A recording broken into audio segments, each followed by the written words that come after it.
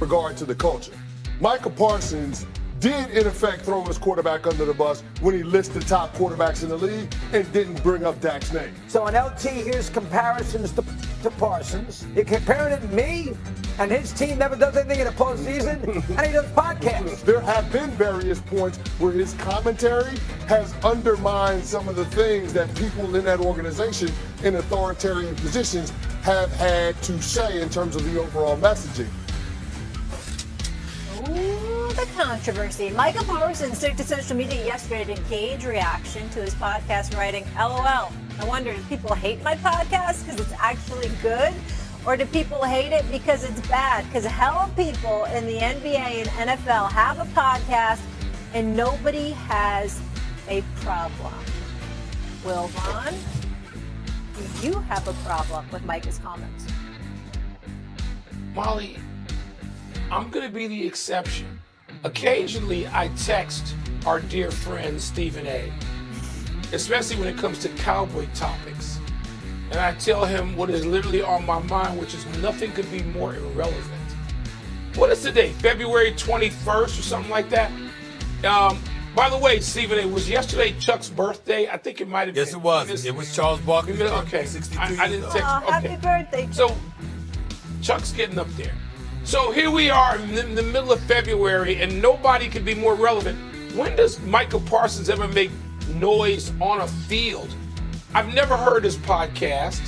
I'm not going to ever hear his podcast. Nothing he says can undermine anything. I'll disagree with Chris Canty briefly just there. Undermine what? Why would anybody with an ounce of sense pay any attention to Michael Parsons? Whatever happened to the phrase, consider the source? Why would you pay if you don't have anything better to do with your life than to hang on the words of Micah Parsons, you need to reorder some priorities. Stephen A., with that, I will cede the rest of the Micah Parsons time to you, because I know it matters to you. I know you care about it. If Micah Parsons was doing his podcast in my office about 20 feet away, I wouldn't peek my head in to hear a single thing he has to say. Let me ask you this question before I respond. Have you ever met Michael Parsons? Yeah. I mean, have you ever I want to see him play. I know Yeah, that. I have Have you once. ever talked to him? Okay. Yeah. 'Cause I'm here to tell you. Yeah. 'Cause I'm here to tell you something. He's a really good guy. Okay. I believe you. And he's a really good guy. He really is. That's number one. Number two, okay, when he says what he says, I think some of the things he says about his Cowboys, I don't give a damn what he says about the Cowboys. I don't have time. I'm too busy working and listening to his podcast a lot. But I got love. Amen. I got love for him because it's rare. First of all, Lawrence Taylor ain't responding about just anybody. There's a reason he says something about Michael Parsons, because he knows this brother can ball. He's a 4-time Pro Bowler in all 4 years that he's been in Big D. He's 1-3 in playoff games. He's not the only reason they've lost or what have you.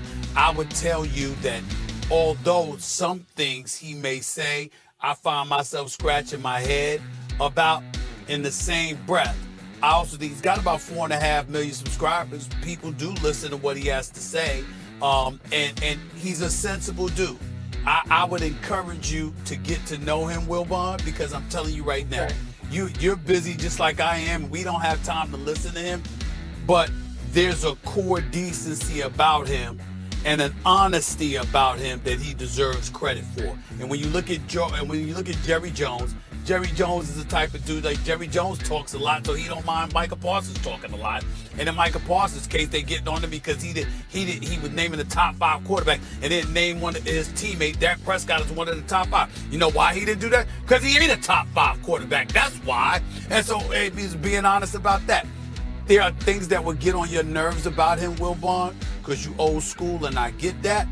But you would appreciate the fact that A, he can ball, B, he's honest, and C, at his core, C, at his core, he is a really, really, really decent dude. He really is. If I had the chance and I could listen to Lawrence Taylor or Michael Parsons, which way do you think I'm going? Lawrence Taylor. All right. Well, then I have two things to say. One, we need you on the show more, but I know you hate mornings. And two, so I shouldn't start a podcast. That's all I gotta say. Don't go Molly, anywhere. I'm listening to you. I'm No, listening you're not. to your You're podcast. a liar. You're not listening. I'm just no Dallas Molly, Cowboys. The don't listen to Dallas Will Vaughn. Cowboys Don't listen to free Will zone. Vaughn. Will Oh Vaughn my will God. hop. And Will another Vaughn will one. hop on my podcast in a heartbeat. I got my one. God. Hop on mine. All right. That's true. You two, yes. Anybody associated with Dallas Cowboys or Aaron Rodgers, another one. Oh. Don't need to hear it. Goodness. Don't need to hear from either one. I want to see them play. Otherwise, night night, as Steph Curry would say. I love this. You say what you feel. So refreshing. Don't go anywhere. Much more First Take after this break. It's a beautiful, beautiful day at my undisclosed location. Nope.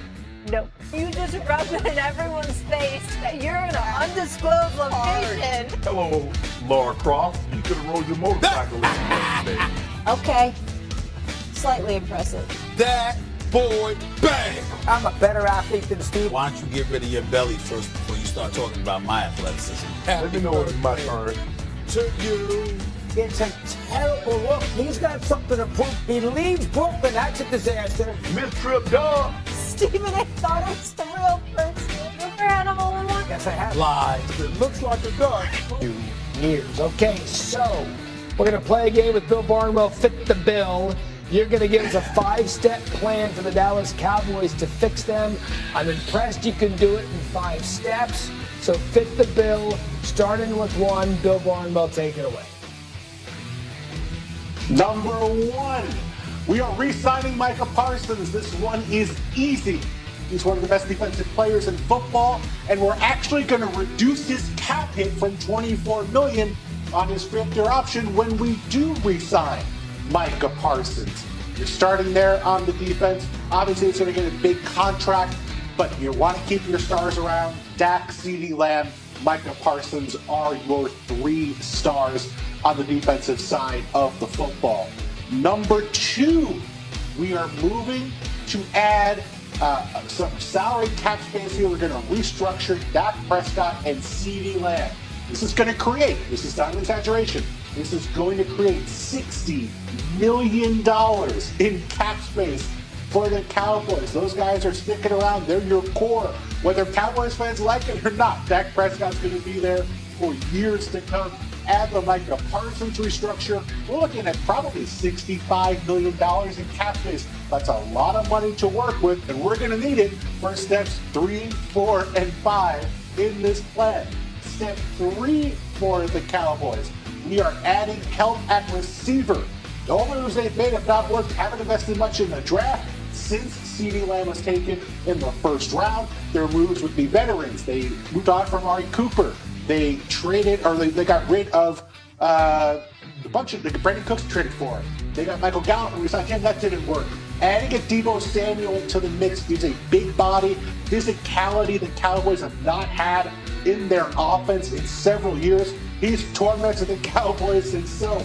Deebo Samuel would be a great addition as the number 2. Not the number 1, but the number 2 next to CeeDee Lamb. Number 4, the offensive line needs to be replenished now, especially after Zach Martin was retired. Running back, I know Cowboys want to add a guy. Maybe they draft someone. Rico Dowdle's been good. 12th in rushing yards, 4.6 yards per carry last year. But there's a big hole on offensive line, which is 27th in spending and cash next year.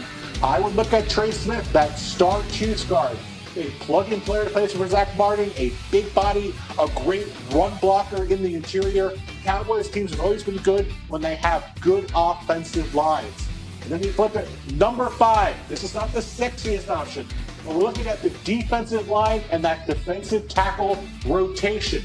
We're looking at pieces here who are going to help us in short yardage. Last year, the Cowboys were not just the worst red zone defense in football, they were the 4th worst red zone defense of the last decade. That's what happens when you cannot stop the run in short yardage. These are not going to be big names. You're looking at guys like Puna Ford from the Chargers, guys who are going to be big bodies, occasionally make plays in the passing game, but who are going to hold up against the run, the Morgan Foxes of the world. build that depth, build that defensive line, and get the Cowboys strong on the line of scrimmage to help get them back to where they were at their peak. Oh, that's it? Okay. 5-step plan. That's it. We just picked the Cowboys. All right, well, that's all they have to do. That's all? Then I think they're well on their way. D. Wood. Yeah. So I would love to get into all 5 of those, but Bill Barnwell did a great job of it. So maybe add number 6. Like, what do you want to see Jerry Jones do this offseason to get them back into the conversation? Well, Bill had already referenced it. When the Cowboys were good, they were elite in the trenches. So I would start, how about a independent free agent, Trey Smith, the guard from the Kansas City Chiefs. You know, when you look at the Kansas City Chiefs offensive line, it was really the interior that was the elite part of that offensive line. So bringing in a guy like Trey Smith to help fortify the Cowboys' interior of their offensive line, I think would go a long way towards rebuilding and reestablishing a line of scrimmage with the Dallas Cowboys. Yeah, because when you look at their heyday recently, and by heyday I mean winning the division, making the playoffs, Zach Martin, who just retired, he was out there. They always drafted up front. Yep. Back in the teens of the 2000s of Jeff Darlington. That made them contenders year in and year out for that division. It just hasn't been that way. So in your mind, how close are the Cowboys to going with the 5-step plan and being contenders? Nothing about their last off seasons have suggested that they're willing to be that aggressive. So it's more of a show me situation. Don't tell me about it. I mean, that was a wonderful presentation, but I felt like I was back in the 8th grade history class where like halfway through it, I was like literally looking down at my phone, scrolling. It was wonderful. It was very interesting, but I just realized, oh my God, the Cowboys have a lot to do. Actually, I'm pretty young. The Nokia 5120, that thing was pretty, we played Snake on that thing. Listen, Bill, that was amazing. That was wonderful. But my head hurts for the Cowboys. Yeah. Oh my God, they have a lot to do. They have a lot to do. See, Jeff Darlington, back when us old guys were in 8th grade, we actually had like an overhead projector where you slide this thing on it, like this plastic slip. And then what about the graphics calculator? Remember the calculator? You could put the games on there. And TI-80. Anyway, was that a Texas system? Anyway, was that a Texas Instruments TI-82? TI-82. Yeah, all right. Well, we'll get to the vintage technology in just a minute. Fine. So we're calling this. All right, folks, let's get down to brass tacks. Micah Parsons ain't just another player in the NFL. He's a game-wrecking quarterback hunting machine. And if the Dallas Cowboys are smart, they'll quit dragging their boots and lock him up with a long-term deal before free agency comes knocking. Now, Parsons has been loud and clear. He wants Dallas to make some real moves this offseason, and he's not just talking about himself. But here's the kicker. The front office ain't even picked up the phone to start extension talks. That's right, folks. According to Calvin Watkins of the Dallas Morning News, the Cowboys and Parsons haven't even sat down to discuss his contract. Now, ain't that something? You'd think after dragging their feet on guys like Dak Prescott and CeeDee Lamb, they'd learn their lesson, but nope.